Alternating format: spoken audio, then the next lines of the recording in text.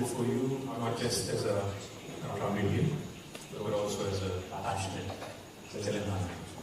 So those of you who probably know a little bit about India but don't know much about Telangana, we are the youngest state of India. And I would like to call my state the most successful startup state of independent India, which is the last 78 years. Why do I say that? Let me just quickly add a few pointers for you. Those who probably know about technology, those who work in the technology industry, or those who work closely with the technology industry, would know that our capital city of the state of Telangana, Hyderabad, is one of the most important hubs for technology in the world.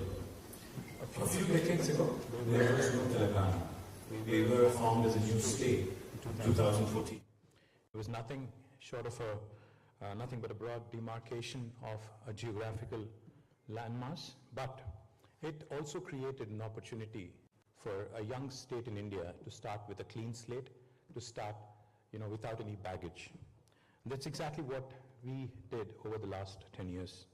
I was part of the government from 2014 until 2023 December as a minister representing multiple portfolios, including urban development, technology, industry, commerce, handlooms, textiles, etc., etc. So I speak from about 10 years of experience in a new state of India.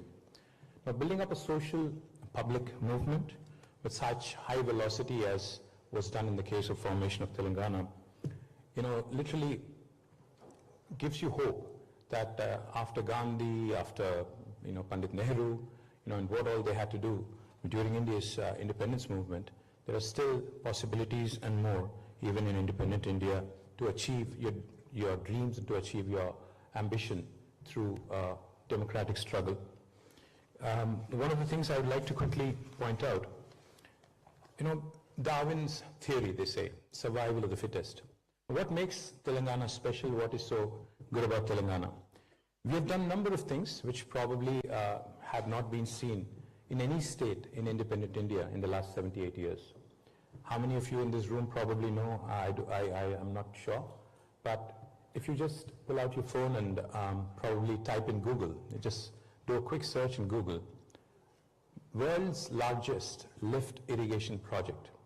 The world's largest lift irrigation project, a multi-stage lift irrigation project.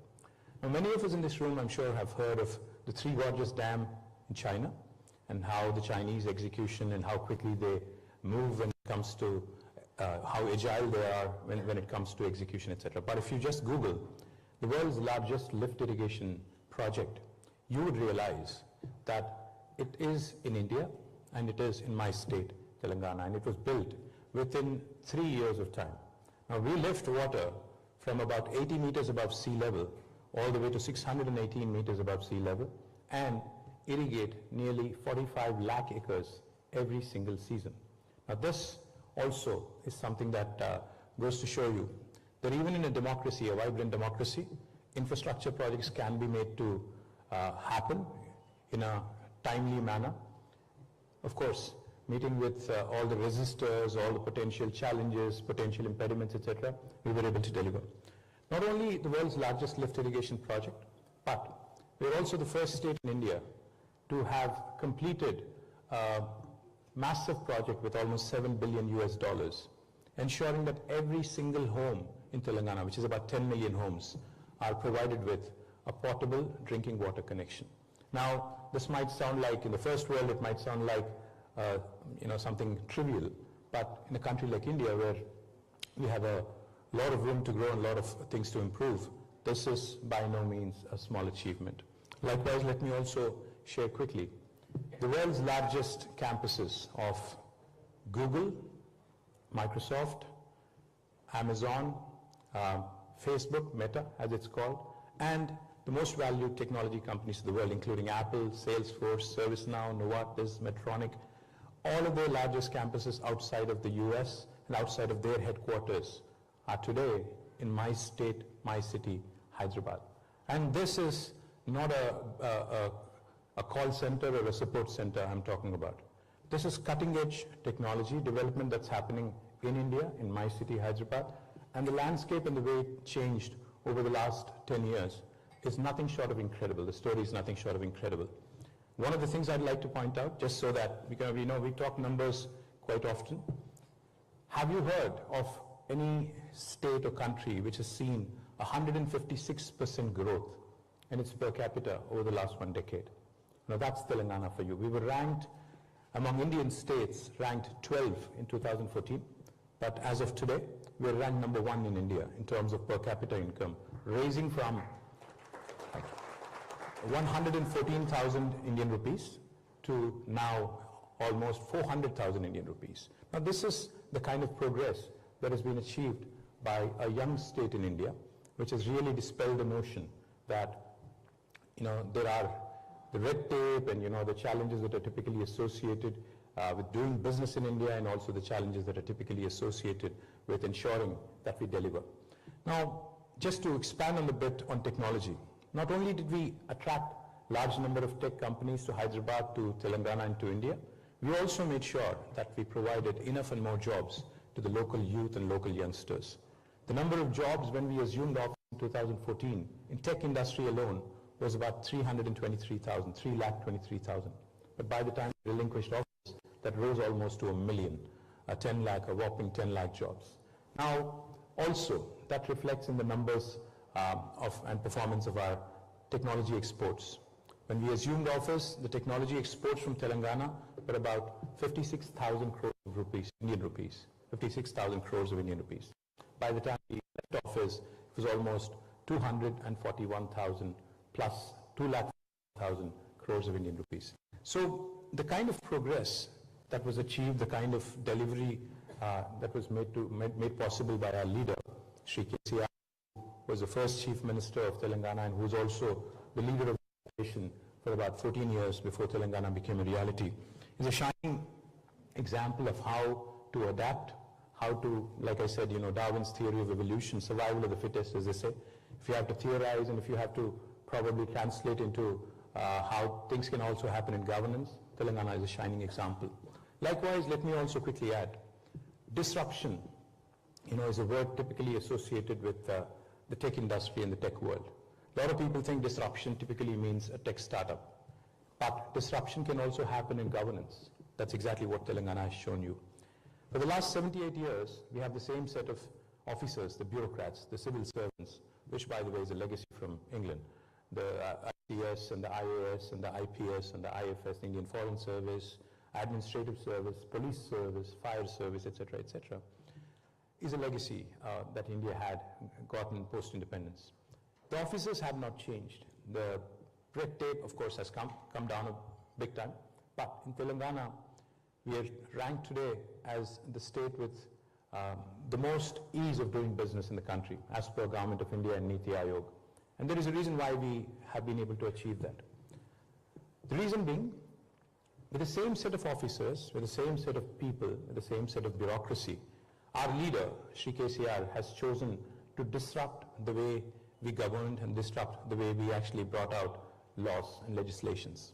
The first piece of legislation I will talk about quickly is something called as the TS-IPAS. Now the TS-IPAS literally is, it abbreviates for Telangana State Industrial Project Approval Self-Certification System.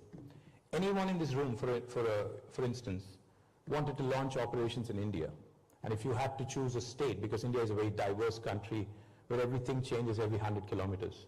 India is a country, for those of you who are not familiar, with 22 official languages and 300 unofficial languages, some of which even do not have a script. And for those of you who are wondering, these 22 official languages actually are as different from one another as are probably English and German and French. So India is a very, very interesting, very, very diverse country. It's more like Europe. It's United States of India with a European sort of composition and a very diverse country. Now the reason why I say all this is because when you start making investment decisions by drawing simpler comparisons, say to a large country like China and India, you'd probably be ending up confused.